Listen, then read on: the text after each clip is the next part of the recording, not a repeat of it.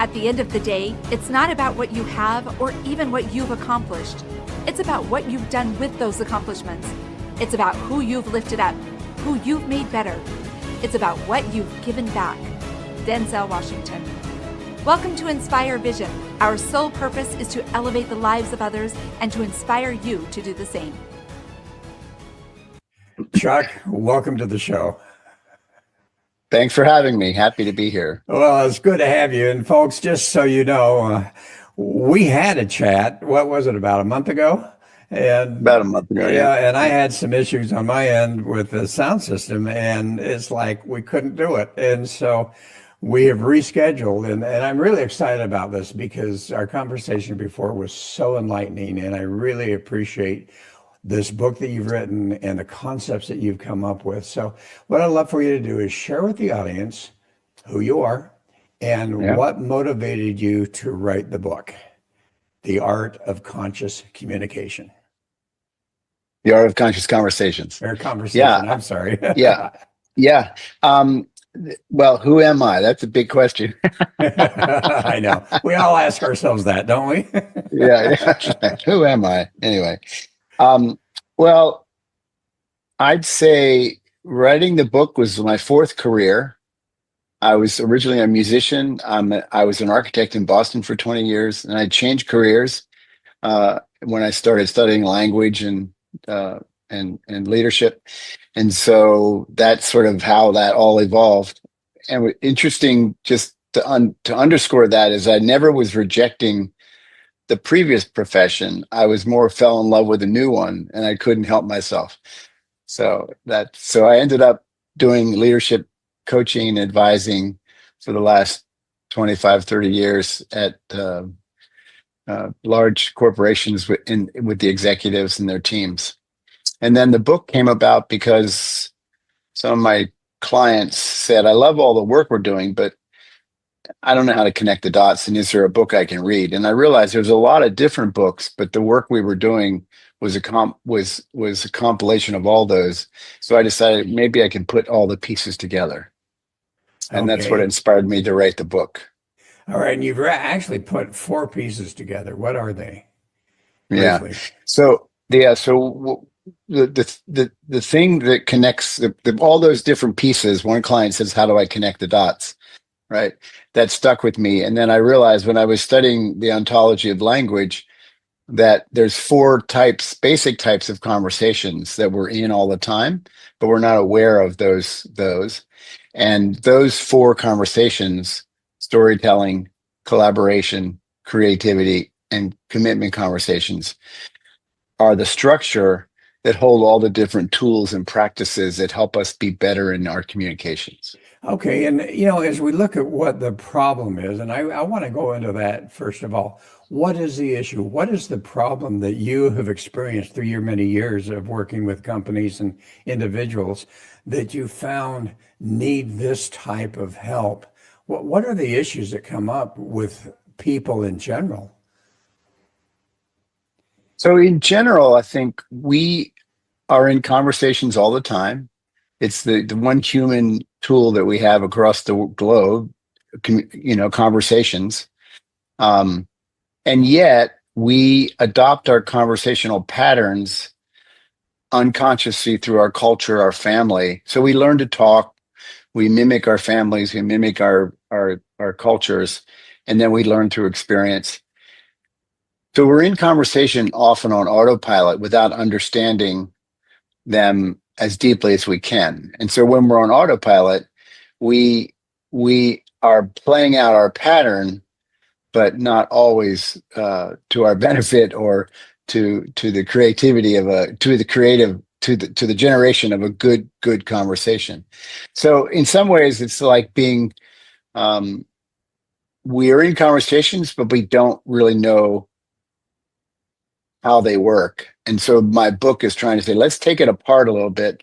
Let's look deeply into it, how they work and what we can learn from each kind of conversation. Well, and it's interesting as we look at what's going on in the country, in the U.S. right now. Those conversations are not working real well. Not at all. If I could stick my book under the pillow of every politician, I would. Wouldn't that be nice? But even as we look at divorce rates, as we look at challenges that parents have with their children and vice versa, Yep. as we look at all of that, recognizing that conversation, and I said communication, but it's conversation that creates that communication, that Yep. becomes the major issue. And, and we'll get into this maybe a little bit later if we have time, but I was thinking today, as I was re-listening to a little bit of our conversation before, is Hmm. that even the conversation we have with ourselves Yes. and Right. and our lives. And so as we go through this, we'll talk about those on different levels. But at this point in time, let's go have you explain number one, what are the individual areas? You talked about storytelling, collaborative, Hmm. creative, commitment. Let's go through each one of those to begin with. Also, at the beginning Okay. of your book, you talked about ego, and I'm trying to figure out how that fits in. So if you can fit that in and let me know where that fits in, I want to get into that conversation too. Okay. Great. So I'll do a brief explanation of each conversation. Okay. And if you want to do a dive into each one, just interrupt me. Or if you have a question about each one, just interrupt Yeah. me. We'll do a dive Um, after you've explained them all. okay, well, I'll do a brief explanation. So storytelling is primary. Um, I say that because that's how we live life. That's how humans live. We live through stories. Um, and Yuval Harari's book *Sapiens* it does a great history lesson in how this evolved, so that law is a story and money is a story, but they stick because we all agree on them. We all agree that the dollar is worth X. But anyway, so in our personal lives, we also have stories. We have stories about ourselves, and we have stories about other people. Some are helpful, some are harmful. The helpful ones, we connect with people, we love people, we have good relationships. The harmful ones hold us back individually because we aren't living up to our potential, or they do damage to a relationship. So, exploring our stories and the storytelling conversation is primary because it helps us do all the other conversations better. Now, ego comes in because the ego loves our stories, loves our beliefs and the package that we have about how we see the world, and convinces us that, yeah, you're right, you're right, and you should fight for your position. However, it's sort of is a constricting element. Ego sort of gets us to be tight and hold on to our perspectives and beliefs, and so we aren't as open as we could be, open mind, open heart. Um, but when we begin to look at them and we increase our awareness, ego stories are like put us in. Ego is like putting it as foggy. It gets us in the fog. We identify with our positions and we can't see very much. When we become aware of our stories, that's like bringing light to the situation. So now we can say, oh, I have that a story I adopted from my dad, or I'm behaving that way because that's what I was taught to do. And so then we have a chance to change. So storytelling is very personal, and it's very profound. Um, Now, as we do that work, the next conversation, which is relational, the collaborative conversation is the conversation between you and I, or me and five people, or me and 10 people in a meeting. That's relational because everybody now is bringing their story to the table. And so we've all been in meetings where everyone has their perspective and there's a lot of disagreement around the room. But the real art of collaboration conversations is our ability to advocate with an open hand instead of a fist, and to listen in a way that we can really absorb other people, ask good questions, and learn from one another. So the basic tools there are open advocacy and open inquiry versus closed advocacy and closed inquiry. So when we do that collaborative thing, we learn from each other, and we get smart together instead of getting dumb together. And it's just another way of sort of opening our minds, and it takes humility and it takes vulnerability. If we do that conversation well, we are in a creative conversation where we generate ideas. ideas that bubble up out of an open space conversation, a good collaborative conversation.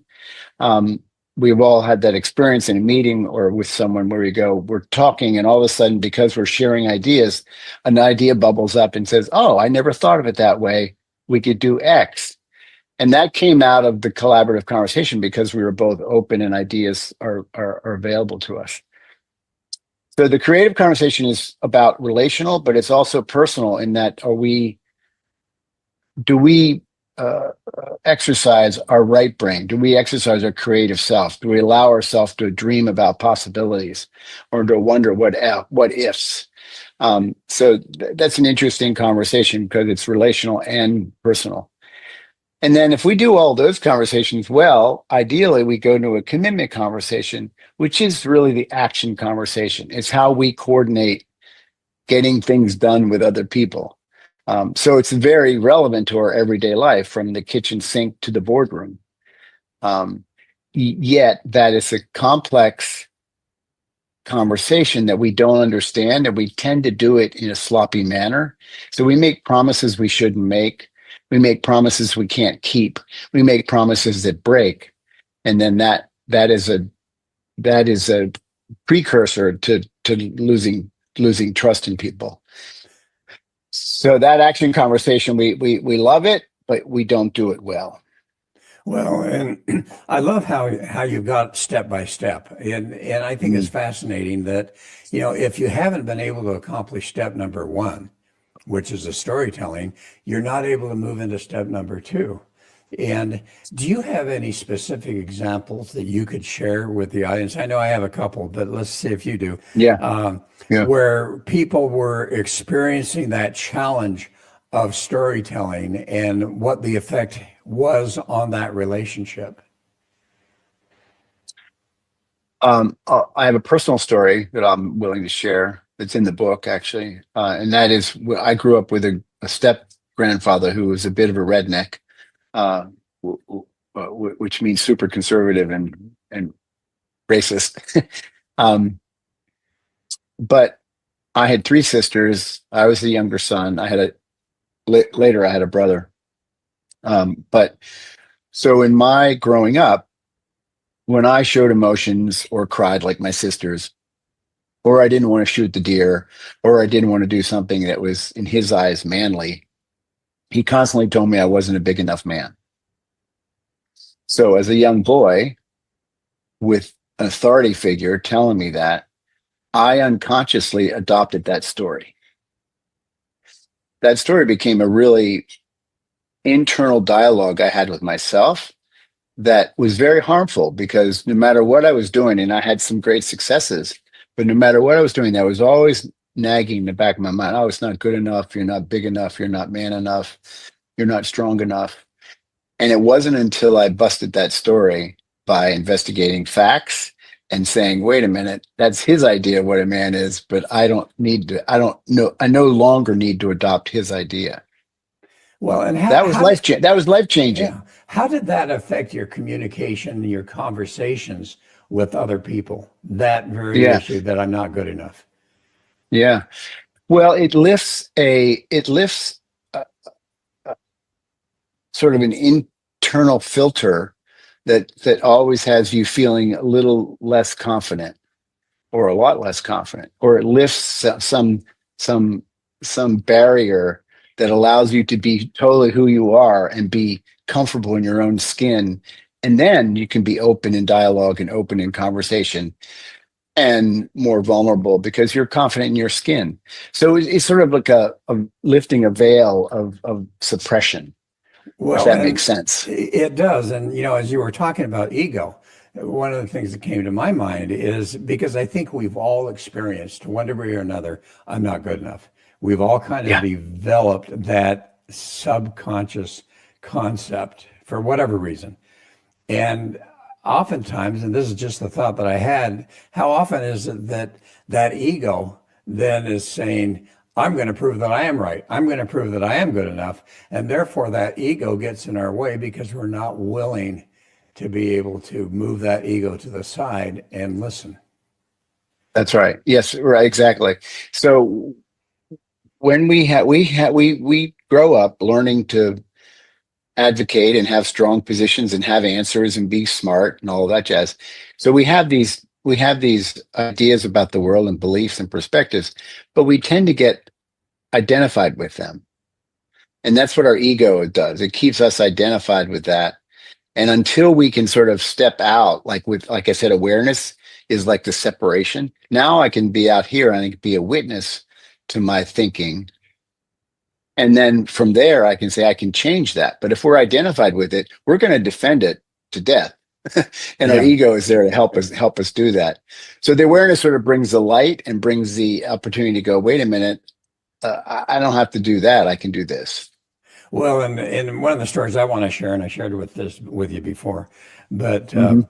I have a neighbor that dropped by where I was back in the U.S. for a week or so, and I had a neighbor drop by and say, "Hey, how are you doing?" And we started talking, and just really a friendly guy, good friend, and so forth. And we were chatting a little bit, and I said, "Hey, I didn't see you at church last Sunday." And he goes, "Yeah." And I'm going, "Okay." I said, "So what's up?" He says, "Well, the people there just, I'm not comfortable with the way Mhm. they think, a lot of them." And I'm going, "Really?" And I started to get an Mhm. idea of what it was all about. But it's like, Mhm. "So tell me about it."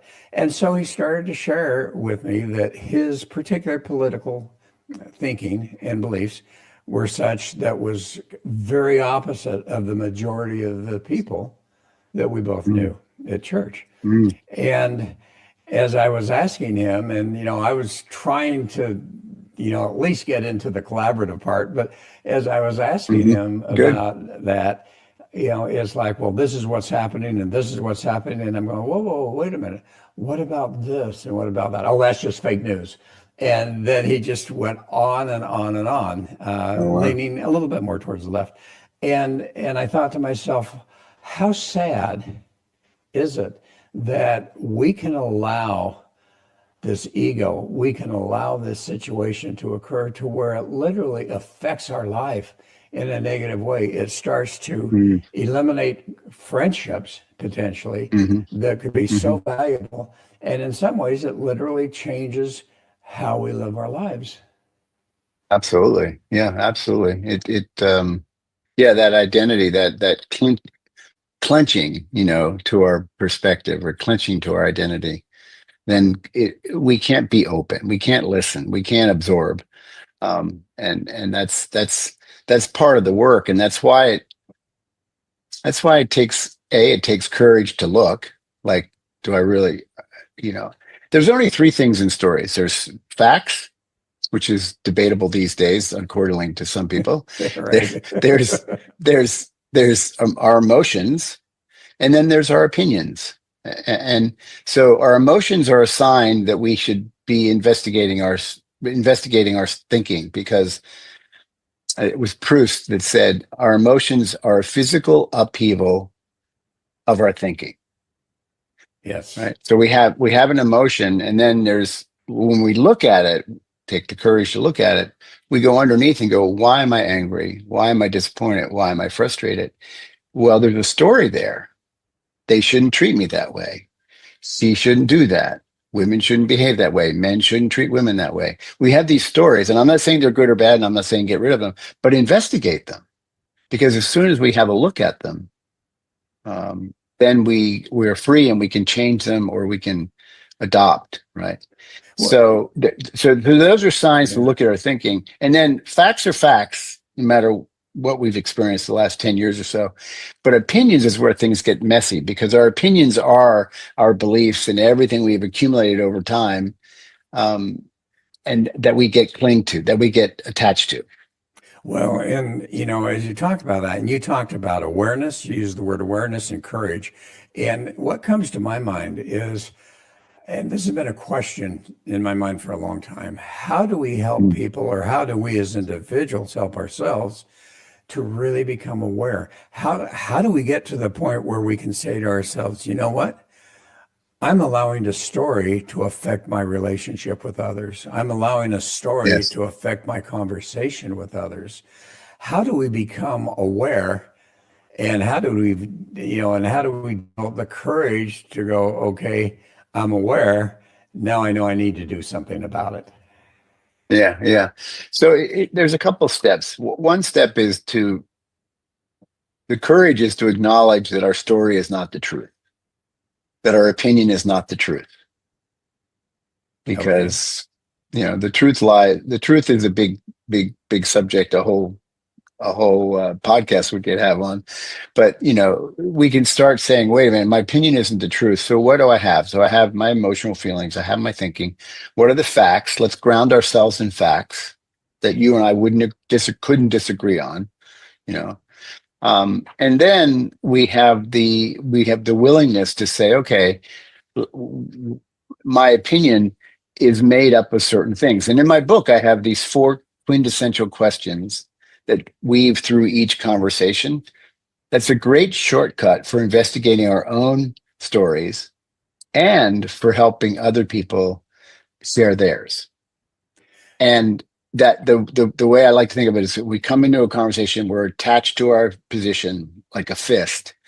And with these 4 questions, we can slowly open our hand by the 4 questions, and we're in a conversation sharing the thinking under our opinion or under our judgment, rather than just clinging to the judgment and the opinion.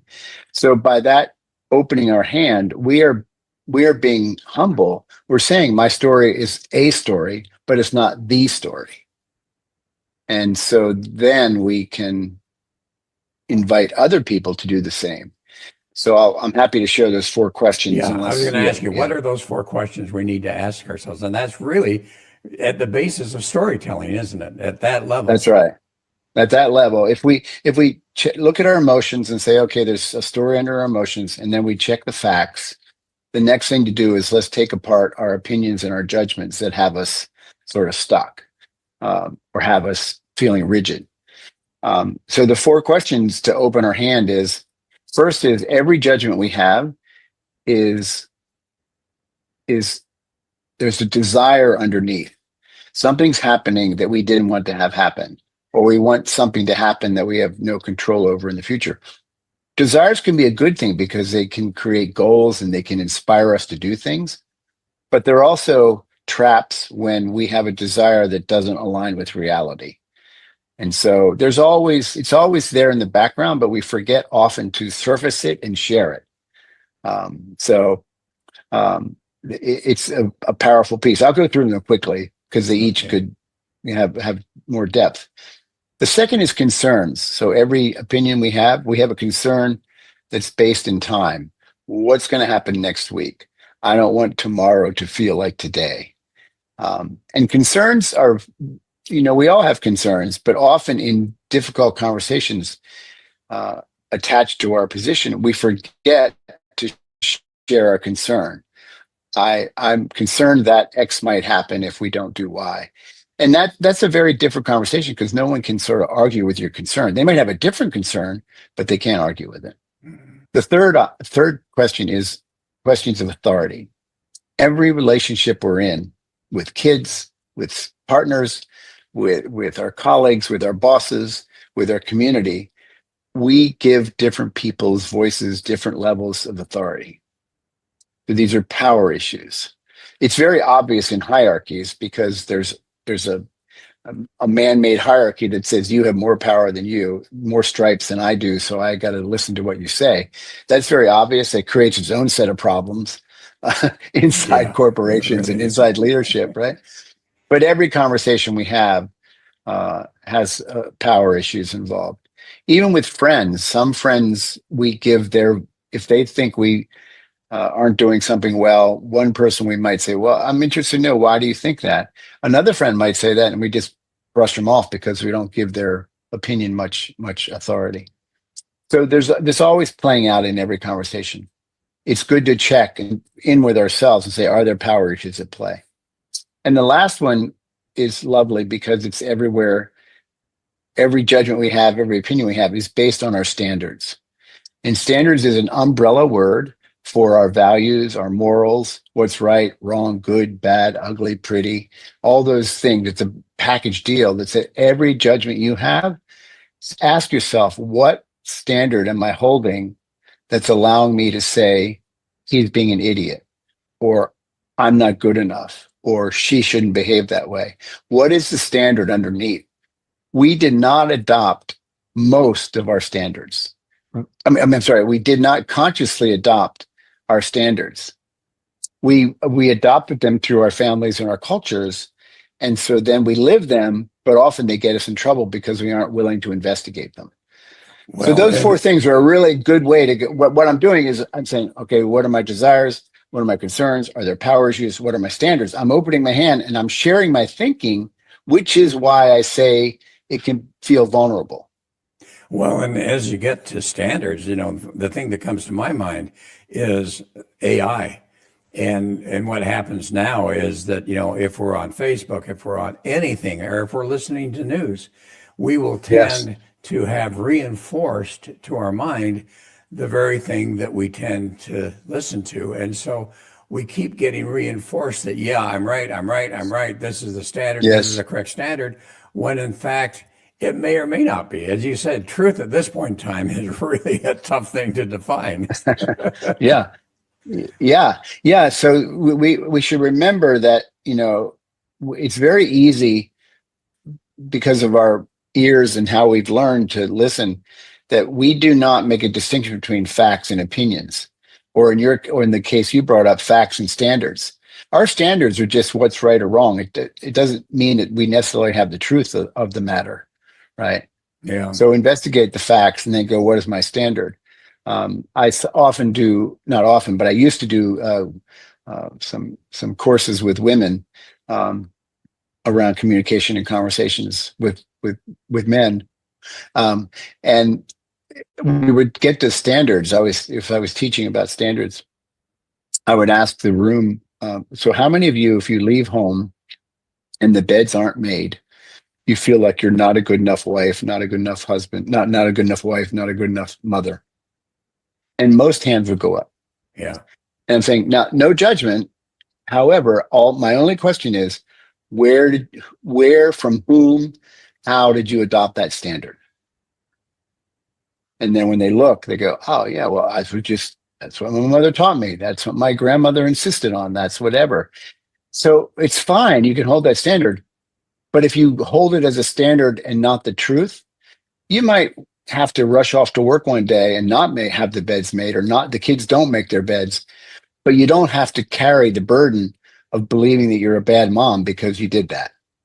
Well, that's true. And what's interesting to me is, we've spent a huge amount of time just on that basic storytelling, because without overcoming that foundational issue, we cannot Right. move into the collaborative. And then as we move into the collaborative, again, that's where the ego, at least in my mind, the ego comes in. Because if you're on opposite sides of me, let's say politically, and you want to start sharing your issues, first thing my ego is going to do is, oh, no, you're wrong. You're wrong. This is what's right.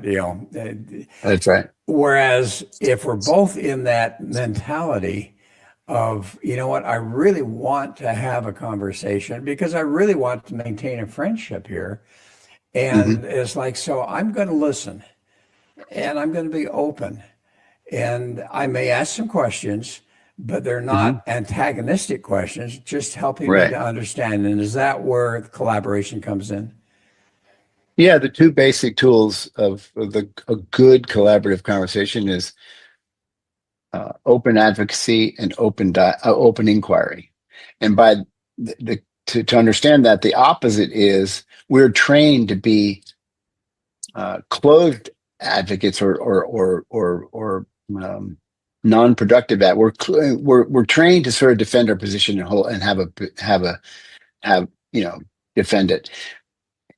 And in fact, we're trained that way from school on to have the answer. We're not trained to ask questions, right? So the difference between closed advocacy and open advocacy is really that willingness to share our thinking underneath our position, to reveal our thinking. That's the humble vulnerability part.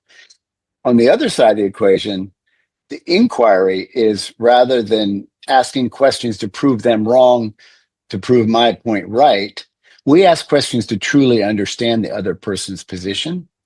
And guess what? The 4 questions are a great shortcut recipe for asking good questions. So if we were in a disagreement around politics, I could say, what's your desire here? What are you trying to accomplish? What's the goal in your position? Or what are you concerned about? What's your deepest concern about this issue? Or what are your standards? Whether we're talking about abortion or gun control, or what are your standards for making this judgment? So what we're doing when we ask good questions is we're helping other people open their hand and reveal their thinking. Now, that doesn't always work because some people just can't open their fist. It's too scary. It's too, vulnerable. But many people, it's if you do it, they'll do it. There's an open heart to open heart. But you don't always get that. But you do your best by asking the good questions. Well, and I appreciate what you said, because when you first were saying asking questions, I'm thinking, okay, so let me ask you a question. What do you think about this? The fact that these facts have come out and so forth. And that's doing exactly the opposite of what you said we should do. Yes. Rather than that, it's like, okay, tell me a little bit about your standards. Tell me a little bit about this, that, and really seeking to understand them. And I would assume that if that happens, and you're right, there are some people that are so closed off that it's not going to make any difference. And that's something we can't control. But for those that are willing to be open a little bit to that, all of a sudden they will share that. And as they share that, then how do we respond to the answer to the questions that we ask them as they tell us, all right, here's my standard, or here's this or that? Well, so that could play out different ways, but one immediate response would be, "Wow, that's interesting. I have a different standard, and this is my standard. Interesting that we have different standards that somehow we adopt it, through life.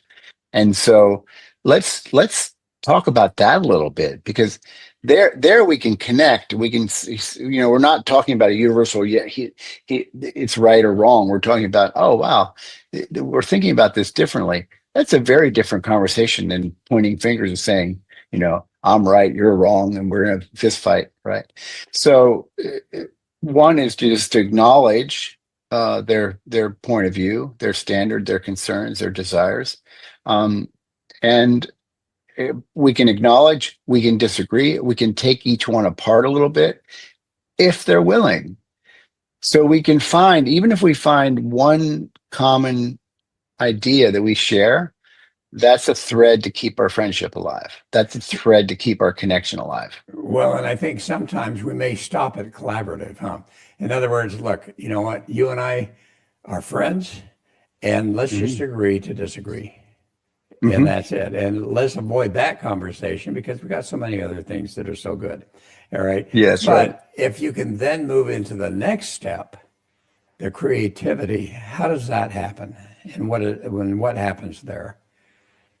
So if two people are willing to open their hands and have an open-minded, open-hearted conversation, what we're creating in the conversation is space. We're creating an open space in our minds, in the conversation. So think of it as a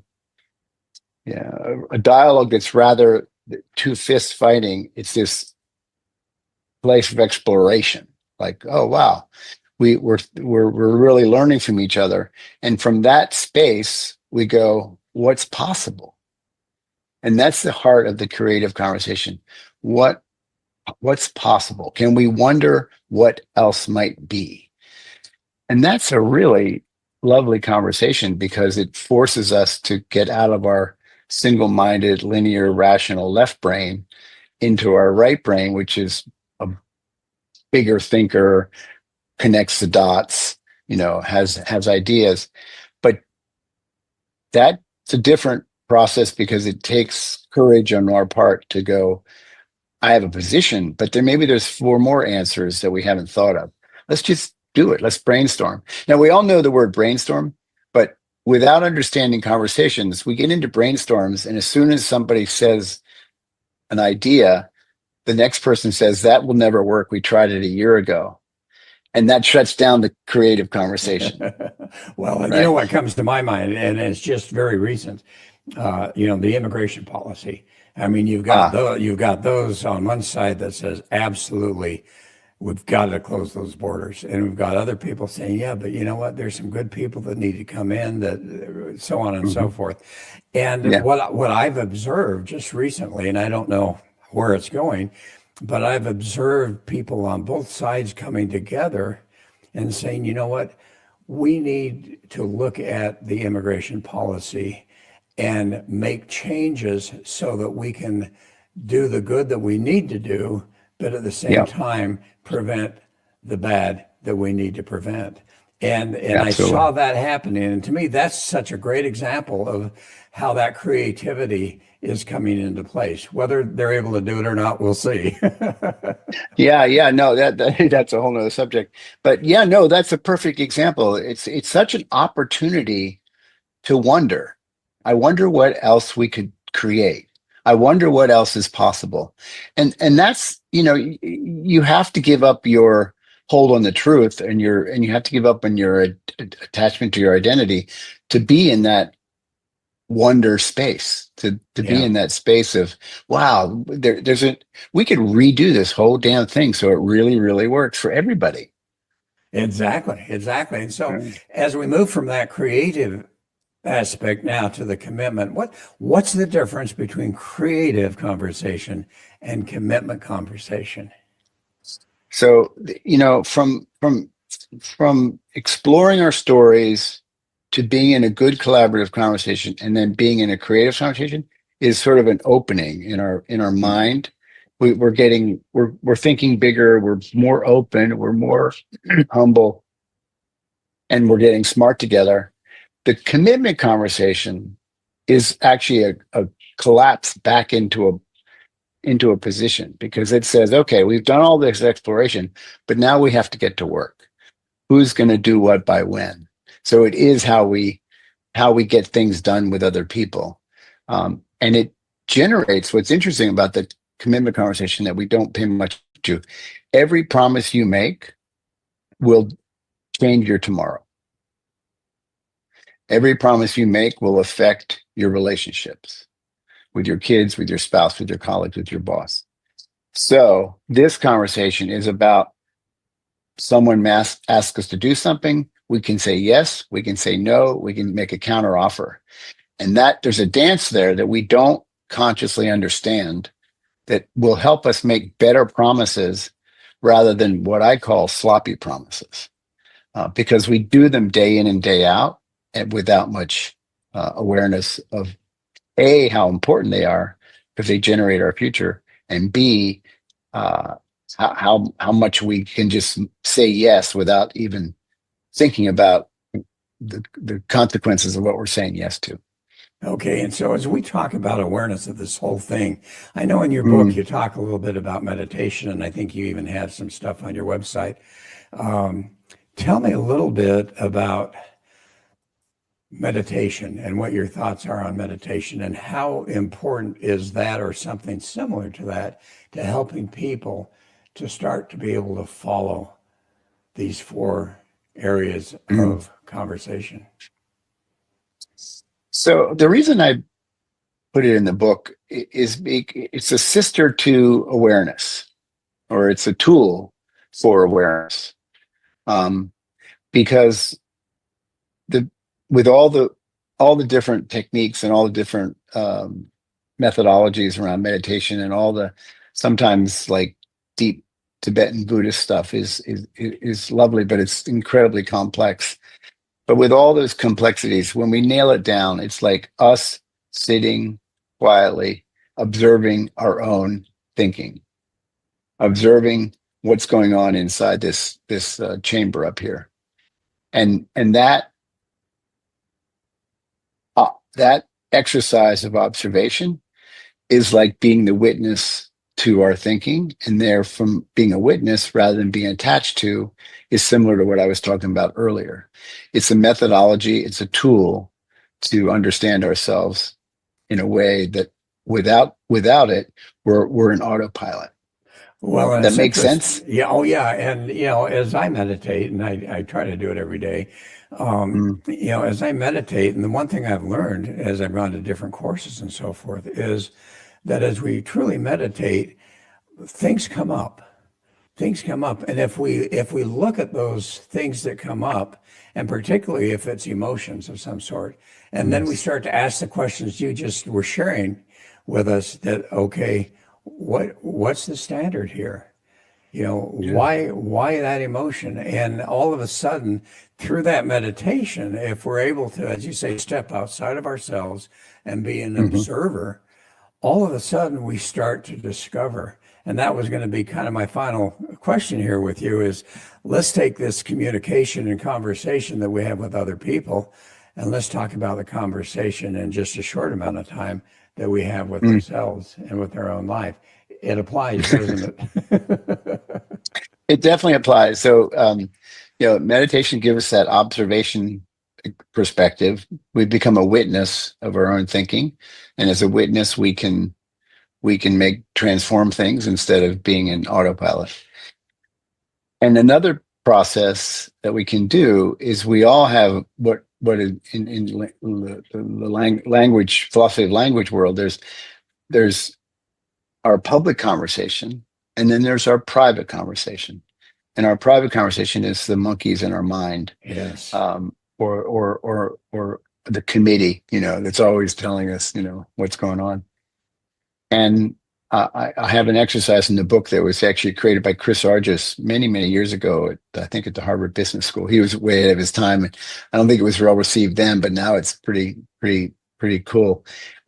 You literally document a conversation and you divide a piece of paper in half with a line. And on one side, you write a conversation as you were spoken. And on the left side, you write what you were thinking and feeling while both parties were talking. And I've done this with hundreds of people. And the left side, when people actually do this and they write down their private conversation, there's a fair amount of surprise because we just don't pay attention. That chatter is just there running its routine for 20, 30, 40, 50 years, whatever. But when we write it down, we go, oh my gosh, I had no idea I was so judgmental. Because there's curse words, there's like a lot of negativity.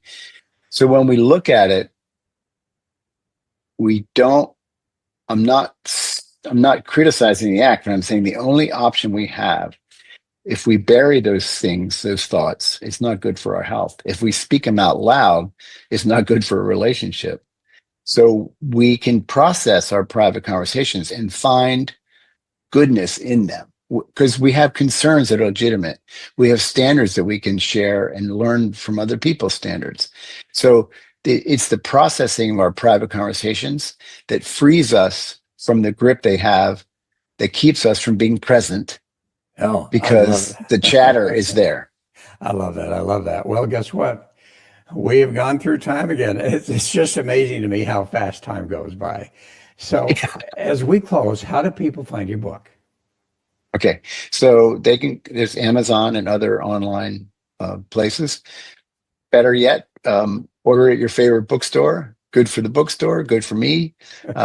But it's out there and it's alive and well, which is really good, a ring to my heart. Um, and then on my website, I think you can scroll down a little bit and there's a free PDF of the introduction. So all you have to do is put your email in and you get a PDF of the introduction. Great. Um, And and website that's that. is? What's your website? Website is chuckwisner.com. Okay. ChuckWisner.com. Yeah. Great. And And so, I'm a little bit on social media, a little bit on Instagram, a little bit uh on LinkedIn. Not a heavy user, but I'm there. okay. And as we close, what would be a final message you want to share with the audience? These conversational tools take practice. Um, so if you start looking and start observing and start paying attention, look at it non-judgmentally. Try to just look at it as like, wow, I have a pattern that's not serving me well.